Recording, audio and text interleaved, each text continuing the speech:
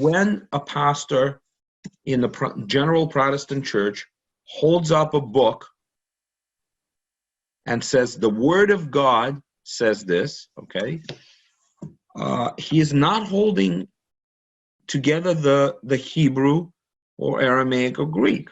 He's holding usually, or in the American context, English Bible. So are translations less holy than their Hebrew and Greek? I'll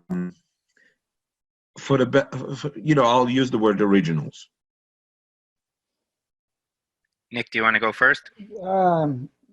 Yeah, I would probably answer that. I probably wouldn't put it in those terms. In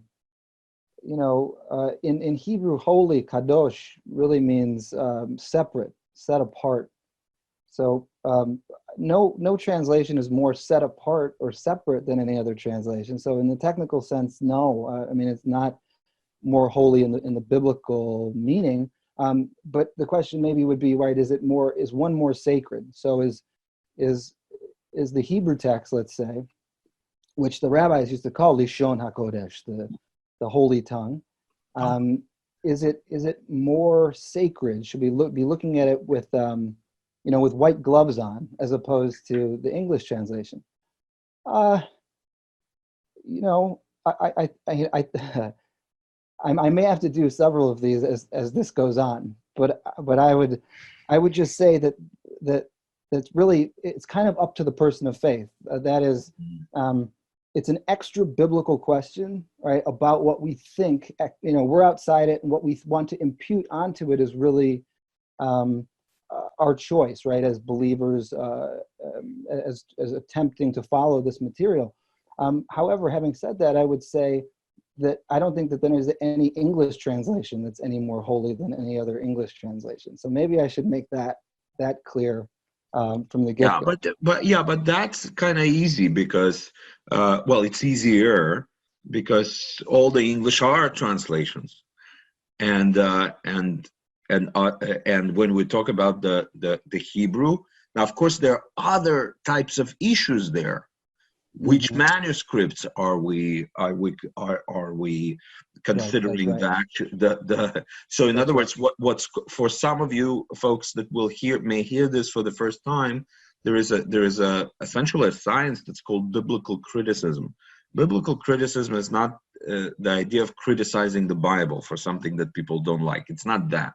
Biblical criticism is really the idea of examining wide variety of manuscripts, various textual witnesses coming up from different centuries, from different locations, and seeking to determine through a variety of different factors and tests which one of them is the authentic one, especially in the cases where it is different, which is the disturbing factor for everybody. So, but those are really different questions. Now, Shaya, could I ask the same question to you? Is Hebrew text more holy to you than translation? Well, it depends what you mean by holy, I suppose. And that's a great. It really is D that is asking this question. I could just blame D. Right. So, that word is a great example of the problems with translation, because as Nick was starting to suggest, it's very, very difficult to translate the Hebrew term kadosh for various reasons. Yeah.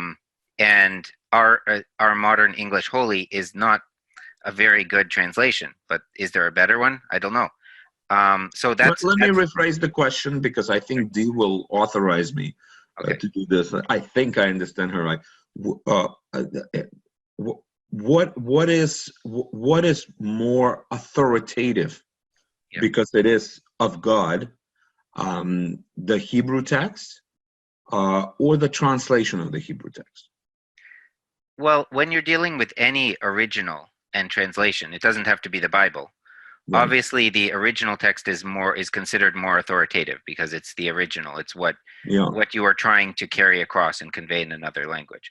That said, translations can sometimes add something in a very interesting way. They can also be inspired in some sense.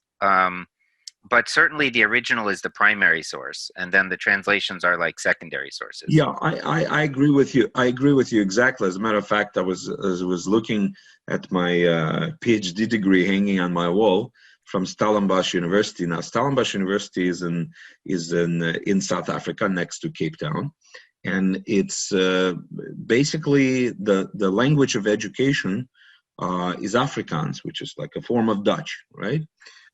So when I've received the degree itself, I've received two versions. I received the English version, and I received the Afrikaans version of the degree.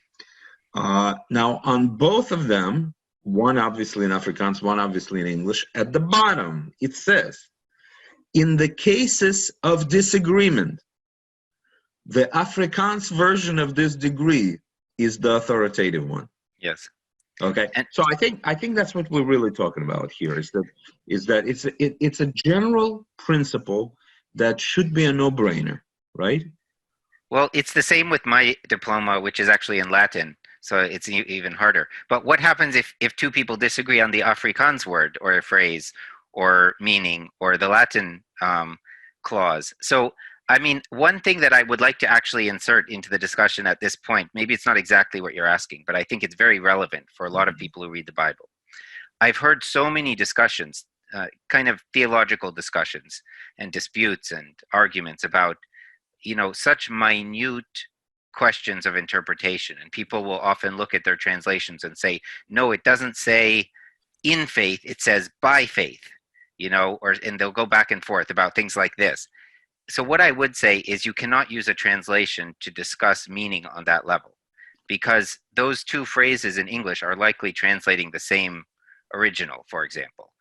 So one has to be cautious when using a translation and try to understand the purpose for which it was written, the perspective from which it comes, and what it's trying to do, what it's trying to convey. And then as you gain experience and knowledge, you can compare to other versions, try to understand their perspective, and maybe even to the original. Now, if I was asked this question, I would probably say, and of course it's always easy to go third, right? Because others have already said so much. But I would probably say that translation, in the case of the Bible, carries exact the same level of authority as the original, as long as it providing, right, it does not mistranslate or misinterprets, right? So, because really in the end, I think all of us would agree with that. I mean, I'm sure all of us would say, of course, this is a Jewish discussion. How could you possibly agree with me on a simple issue? Well, I mean, part of the problem is that no translation is completely accurate. Any translation that anyone comes up with will have some problems. No, but listen, I am not speaking about, obviously I'm aware that there is not one Bible translation that just gets it all. That's not what I'm referring to. I'm referring to a text where, hypothetically, and gentlemen, let's not go really north of it or south over here, and there are texts, and maybe majority of texts that are translated faithfully and well, and the basic essence is captured, and I'm talking about just the idea, not the Bible translations as a whole, a book, an edition. I'm talking about a particular text. If a particular text provides faithful, nothing is lost in the translation in that particular instance. But can I interrupt you, Eli? Because you said it's a Jewish discussion. I mean, sure. I think that's impossible. I don't think there's any translation ever made in the history of the world that does that. Not just the Bible, of anything at all. It's not possible to translate without losing something. Okay. All right. So why don't you guys, I disagree with you completely. Sure. You're absolutely wrong. You will not be fired because you're a great scholar. There's no question about it. And we're an incredible team because of our disagreements, but I totally flat out disagree. You probably will come to my point of view later. a year or two. No, I'm kidding. Maybe I'll come to yours.